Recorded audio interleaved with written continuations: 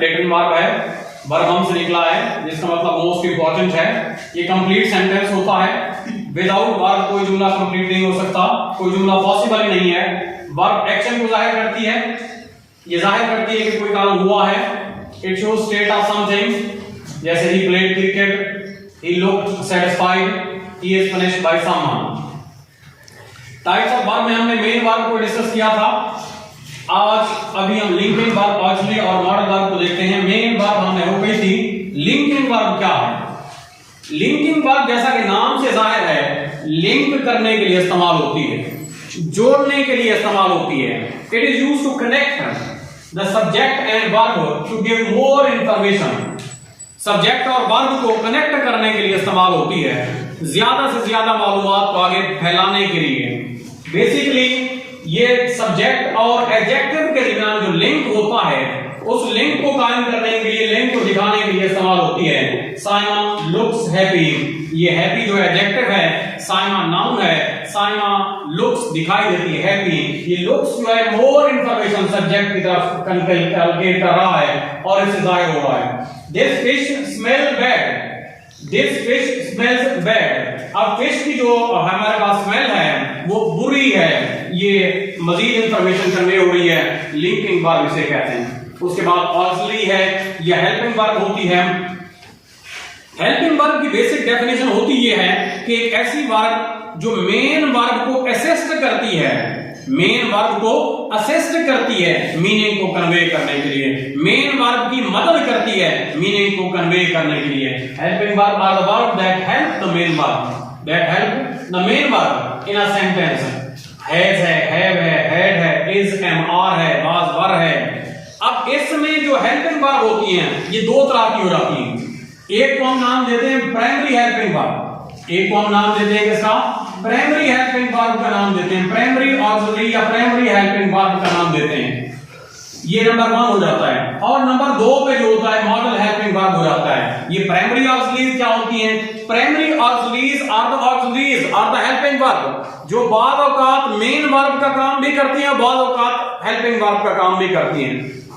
जैसे is, am, are हो गया, हैज, हैव हो गया, हैड हो गया, ये बाद औकात मेन वर्ब का काम भी करती हैं और बाद औकात हेल्पिंग वर्ब का काम भी करती हैं। इनको हम नाम देते हैं किसका? प्राइमरी ऑक्सिलरीज का नाम देते हैं। I am a boy, he is a teacher, he is a teacher. I have pen, I have a pen, I have a book या pen, I have a book और पेन, मेरे पास ये book है। अब यहां पर देखें हैव जो है मेन वर्ब का काम कर रहे हैं। अगर इसी को देखें, I have played very well, I have played very well, मैं बहुत अच्छा खेल चुका हूं। अब इसको देखें तो हैव यहां पर हेल्पिंग वर्ब का काम कर रही है और ये जो प्लेड है ये मेन वर्ब का काम कर रही है और ये हेल्पिंग वर्ब जो है हैव है इसको मदद दे रही है मीनिंग को कन्वे करने के लिए। इट मींस ये जो ऑक्सिलरीज हैं, प्राइमरी ऑक्सिलरीज हैं, प्राइमरी हेल्पिंग वर्ब हैं, ये बाद औकात मेन वर्ब का काम करेंगी और बाद औकात जो है हेल्पिंग वर्ब का काम करती हैं, इसलिए इनको प्राइमरी हेल्पिंग वर्ब या प्राइमरी ऑक्सिलरीज कहते हैं। उसके बाद मॉडल वर्ब है, इनको मॉडल ऑक्सिलरीज भी कहते हैं। ये वो वर्ब हैं जो हमेशा हेल्पिंग वर्ब का काम करेंगी, ये कभी भी मेन वर्ब का काम नहीं करती, हमेशा हेल्पिंग वर्ब का काम करती हैं, ये मेन वर्ब का काम नहीं करती। जैसे मिसाल के तौर पे कैन है, कुड है, शुड है, मस्ट है, माइट है, मे है, ऑट टू है, वुड है, शेल है, विल है, ये सारी की सारी मॉडल वर्ब्स हैं जो हमेशा हेल्पिंग वर्ब का काम करती है। कैन और कुड ताकत या एबिलिटी जाहिर करता है कि कोई बंदा कोई काम कर सकता है। I can do it, he could do it.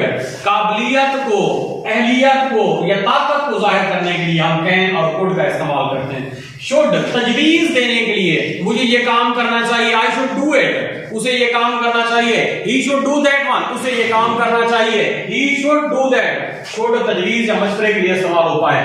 Must किसी चीज की ऑब्लिगेशन के लिए इस्तेमाल होता है, जरूरी तौर पर ये काम करना चाहिए, उसके लिए मस्ट इस्तेमाल करते हैं। ought to इखलाकी फर्ज के लिए इस्तेमाल होता है, ये इसका मतलब भी चाहिए होता है।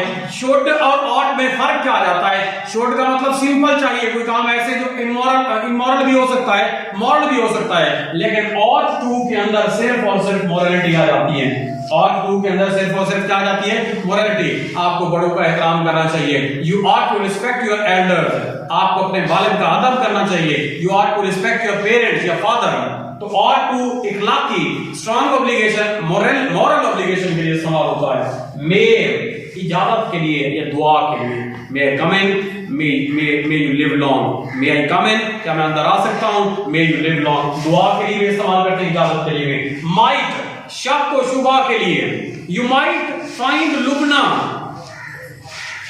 I saw she was doing there, मैंने देखा वो वहां जा रही है, तुम्हें शायद वो मिल जाए।